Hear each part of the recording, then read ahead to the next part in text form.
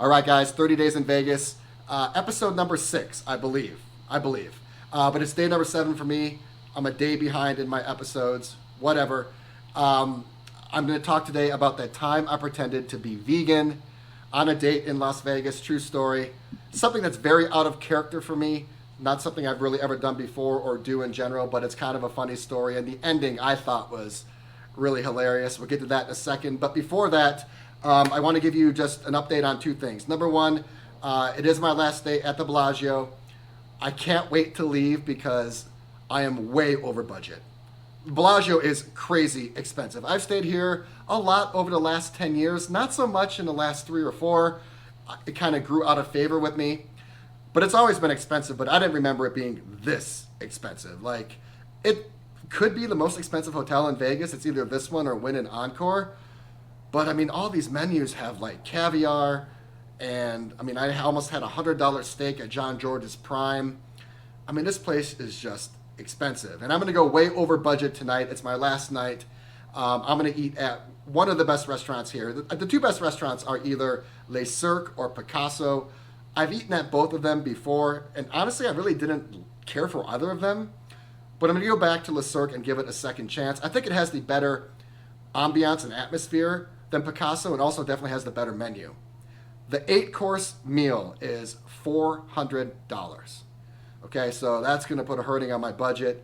And then, of course, there's going to be a drink or 2, and then there's going to be tip and tax on top of that. So, yeah, $500 minimum. It's going to be minimum $500 out the door at Picasso, and I cannot wait to get the Harrahs after this. Okay, so this all kind of ties in. Just bear with me a little bit. I have to do this segment before I get to my vegan story. So you know me, you know I love my boots, right? I feel that boots make the man. I feel they are an instant upgrade or enhancement to any outfit. You could be wearing an all white outfit like this, right? Put on a cool pair of boots like maybe these blue Rochesters. I think you've seen these before. They're kind of black and blue, right? These would look cool. You probably won't wear any black boots with this outfit, but these are my Wolverines. I'm not sure if I've shown you these before or not. And I definitely don't think I've shown you these, but these are my bulletproofs. I think they're called bulletproofs. I get tons of compliments on these things. But I might have taken things a little too far. Okay, like I like my boots. You know, these are edgy, but you can still pull them off. Same thing with these, right? I mean, they're a little edgy, they're a little aggressive, but I think they are still pretty, I don't know, wearable, so to speak, right? I might have made a mistake. I might have made a big mistake. I saw these online, and I ordered them for an event. And there's no way I'm cool enough to wear these, right? There's no way. No way, right? Yeah, right? Like, these are called the acid trip. And they are appropriately named, right? I ordered these online for a party. I was going to attend an event at the Miami Beach Edition Hotel, one of my favorite hotels in the world, and there is a super groovy psychedelic lounge in the basement called Basement. And like I said, it's far out, it's cool, it's groovy, it's decked out in like motif like this, and there's an ice skating rink. Yes, that's right, there's an ice skating rink in a Miami Beach Edition hotel, and there's a bowling alley as well. So I ordered these, but they were very, very limited, and they were sold out. So I ordered them custom, hoping they would come in time, and they didn't. They came like 6 months late, and I've been sitting on these for at least a year. And they're just so out there. Like, they don't even match on purpose, right? You can see that? They don't even match on purpose. They're kind of mismatched.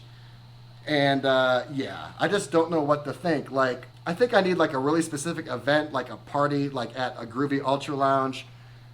Or I don't know. I mean, I could maybe wear these during the day in Vegas with this white outfit, but that's about it.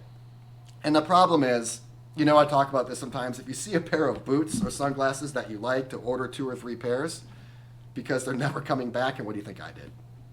Yeah, I got 2 pairs of these. And these have never been worn once. Like, take a look at these bottoms, right? These are fresh red bottoms. You got the 1-finger salute right here. It's just got cool little, like, I don't know, like monster trinkets right here. You can't really see it. And then they're just red on the inside. There's a skull right there. You probably can't see it. This is... Anyway, they're super cool. But I think I was in love with the idea and the concept of them. You know, buying these and wearing them to the party.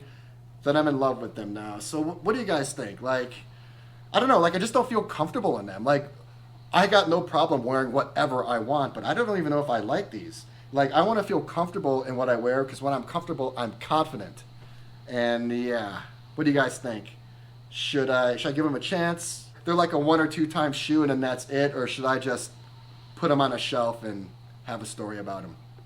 Let me know. All right, so it took me a little while to get in this video, but you know, this is my vlog style, 30 days in Vegas. I am going to talk about that time I pretended to be vegan. So before I go any further, this is very uncharacteristic of me. I never do this before. I'm actually not proud of myself that I kind of misrepresented myself.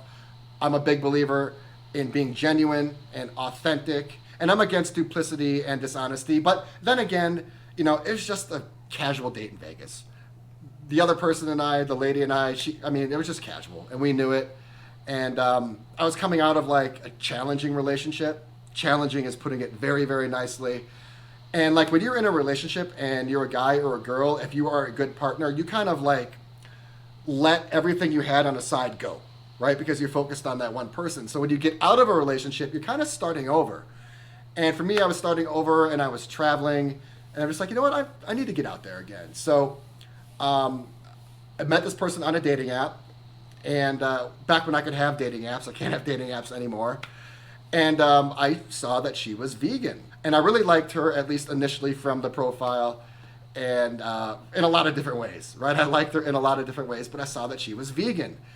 And I have enough experience with vegans and vegetarians, and I'm just being categorical here, okay? I'm just stereotyping, I'm just generalizing, everyone is different, but usually in my experience, vegans and vegetarians stick together. It's more of a lifestyle thing, and they want people that coincide with their lifestyle. And I've run into this before, and I just kind of let her assume, or basically probably said that I was vegan. And I was like, well, what could go wrong, right? I mean, it's just going to be a casual date. We'll just go out, and I've never really been vegan before. In fact, I'm quite the opposite. But how hard can it be? All you have to do is not eat anything, right? You can't eat anything.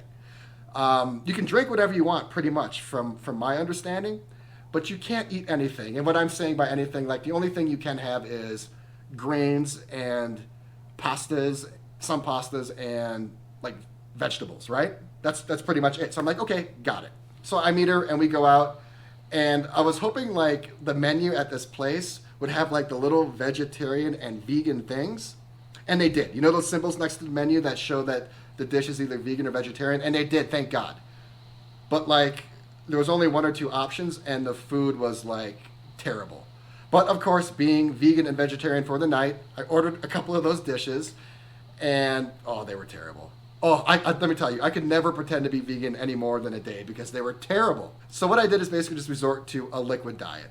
And just had some drinks, and we had a really good time. There's great conversation. We had a lot in common. Now, the only problem is that I don't want to continue this facade. Like I said, I am not duplicitous by nature. In fact, I'm a little upset with myself for even kind of telling that white lie or lie. And I like to be authentic and genuine. So it was a great day. Had a lot of fun, lots of smiles, lots of laugh, lots of interest, lots of stuff in common. But I really wasn't pursuing or expecting a second date because I didn't want to continue that charade. And also, she was hardcore vegan, like hardcore. I won't get into it, but I'm talking like rigid.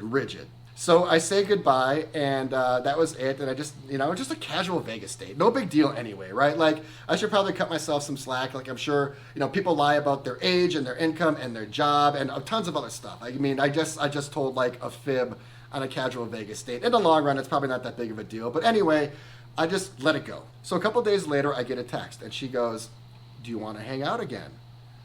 And I go, yeah, I don't, I gave some like general answer.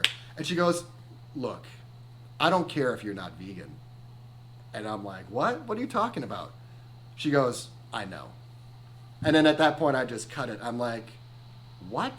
I'm like, how? And then she goes, your boots. I could tell by your boots that you're not vegan. And I'm like, oh, of course the boots, because she was all about the lifestyle, right? It's more, for her, it was more just about the diet. It was about the lifestyle and the protection of animals. And I am a huge animal supporter, but I do wear some leather stuff as well. So I'm like, oh, of course, the boots. And she was super good natured about it, and I really, really appreciated that. She could tell that I was a good natured person, and we really did have a good time. We never did end up meeting for that second date. And yeah, that's like the first and last time I give any type of charade because it just is too much. Like when you speak from the heart, you never have to worry about telling a lie. And I just did kind of feel uncomfortable about it. So that is the time I pretended to be vegan. The first and last time I will ever do that. I couldn't eat anything. All I could do was pretty much drink. And yeah, that lifestyle is just not for me. So that's it. Let me know if you've ever told a little white lie or a fib on a date and then you kind of got caught by it. And also let me know if you are about the vegan and vegetarian lifestyle, would you ever date someone who is like a heavy meat eater? Or maybe someone who's on the opposite side, maybe like on the carnivore diet. And vice versa, if you're all about your steakhouses and stuff like that, could you ever date a vegetarian and a vegan? Do you think the diets can actually match and coexist? Do you think the lifestyle can match and coexist? I know it's just food, but like food is what we do. Like food is how we socialize. I think food is it probably is the largest component of socialization that we have. Like we're always going out to dinner or getting coffee and drinks. And if you have like a particular diet, whether it's vegetarian, vegan, carnivore on the other side, because it's such a big part of our social fabric, could you date someone who's on the other end of the spectrum? Let me know. I personally don't know if I could, but also like I don't have any problem with it as long as they aren't like evangelical, because I'm not evangelical about mine, right? So I'm not promoting pro meat. I'm not promoting the carnivore diet, and I could actually, get along with someone who was vegan and who was vegetarian as long as they were open-minded and not too evangelical about it. So that is my story for the day, 30 days in Vegas. I need to get out of here. I need to get to dinner at Le Cirque. Wish me luck on my budget. I'll see you in the next video.